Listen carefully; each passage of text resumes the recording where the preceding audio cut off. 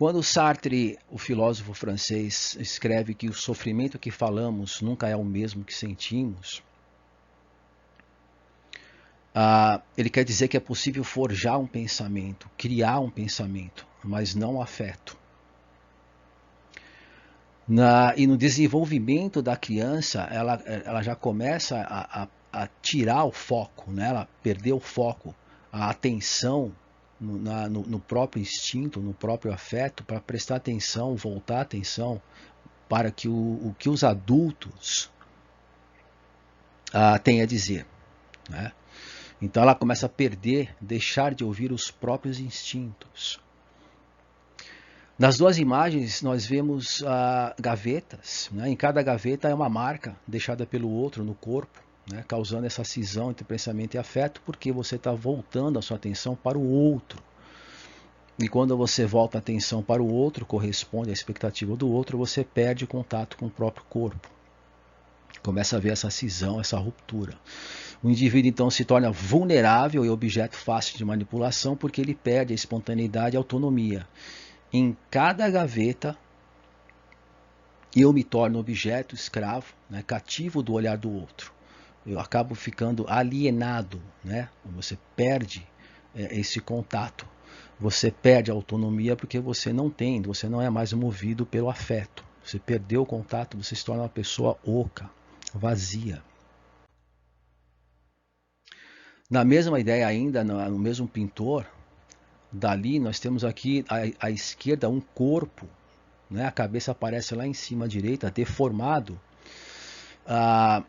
pela influência, pelas palavras dos outros. Em cada buraco você tem ali escrito ma mère, né? Ma mère, que significa minha mãe em francês. Poderia ser qualquer outra pessoa, né?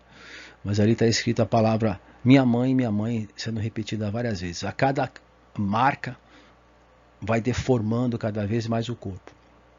E é aqui que começa o processo de mecanismo da compulsão histérica. Porque do inconsciente do próprio corpo parte esse comando, essa ordem para que a pessoa se volte para si mesma, que ela volte a ter contato consigo mesma.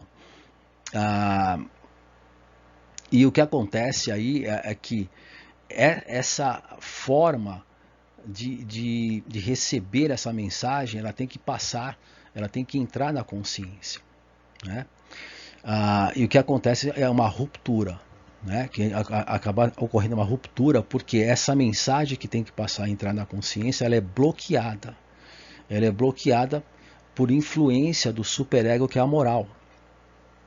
Então, a mensagem que diz para a pessoa voltar para si mesma, ela não passa, essa mensagem ela é rechaçada, ela é reprimida, colocada para fora da consciência, por influência do superego, que é a moral, que age de uma forma coercitiva.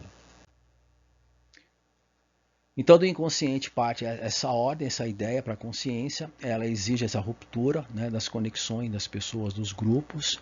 Essa ideia Freud chama de ideia B, ela é inaceitável, incompatível com a moral do grupo, porque ela exige que as pessoas tenham uma certa haja uma suspensão nas conexões, as pessoas voltem para si mesmas. Essa ideia é rechaçada, é reprimida pelo ego inconsciente. E aqui é que começa a compulsão histérica, porque essa ideia original, que Freud chamava de ideia B, ela é substituída por uma outra ideia, a ideia A. A ideia A é autorizada pelo superego. O afeto que estaria ligado, né, à ideia B, ela agora está dissociado, o afeto está dissociado da ideia, então o afeto fica livre para ser associado a qualquer outra ideia. Aqui é que começa o mecanismo da compulsão histérica, né? Porque a ideia A, que é aceitável, ela agora está associada ao afeto. E ela acaba substituindo a ideia repugnante compatível B, né? E a compulsão também tem essa característica interessante, porque se você repete a ideia A, quanto mais você repete a ideia A, menos você vai saciar o desejo, porque a ideia A não é a B. Então, para ilustrar a ideia, é como se você trocasse a selga por chocolate, né?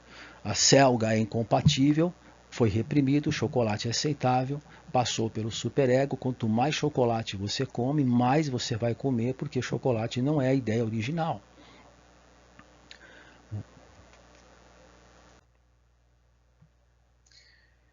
E aí nós temos a compulsão histérica, em razão do afeto estar dissociado da ideia original B, né? Ele ficou livre para ser associado a qualquer outra ideia, no caso a ideia A. Então o afeto que era da selga passou a ser do chocolate. Essa repetição vai cristalizar, né, e obliterar a ideia B, ou seja, quanto mais chocolate você come, mais você vai se convencendo que essa é a sua ideia, essa é a sua intenção verdadeira, e mais você vai esquecendo da ideia original B, né?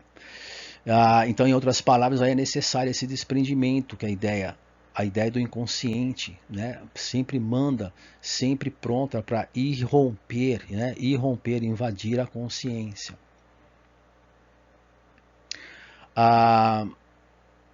E aí tem mais um detalhe interessante, porque enquanto você está compulsivo, né, você mantém um certo alívio, porque você está fora do contato com o afeto, né, o afeto do próprio, o contato com o próprio corpo. E aí, para terminar, esse detalhe interessante que aparece nesse texto do Freud, que o histérico chora por causa da ideia A, né, que seria o chocolate, mas ele não percebe que essa ideia está associada à selga, né? O A está associado a B. Então, A, que é o chocolate, vira compulsivo, né? E B, que é a selga, recalcada, está esquecido. E como Freud escreve, primeiro você esquece e depois você esquece que esqueceu.